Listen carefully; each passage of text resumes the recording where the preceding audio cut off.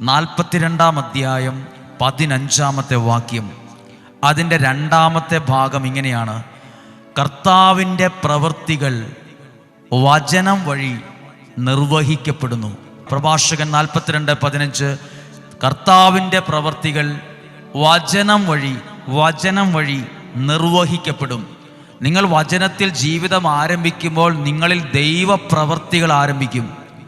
ദൈവത്തിൻ്റെ അനുഗ്രഹം നിങ്ങളിൽ ആരംഭിക്കും. ദൈവത്തിൽ നിന്നുള്ള സന്തോഷം നിങ്ങളിൽ ഉണ്ടാകാൻ തുടങ്ങും. ദൈവത്തിലുള്ള സമാധാനം നിങ്ങൾ അനുഭവിക്കാൻ തുടങ്ങും. ദൈവത്തിലുള്ള പ്രതീക്ഷ നിങ്ങളുടെ ജീവിതത്തിൽ നിങ്ങൾ അനുഭവിക്കാൻ തുടങ്ങും. കാരണം കർത്താവിൻ്റെ പ്രവൃത്തികൾ വചനം വഴിയാണ് നിർവഹിക്കപ്പെടുന്നത്. ദൈവത്തിൻ്റെ വചനമോ ഒരിക്കലും പരാജയപ്പെടുകയില്ല.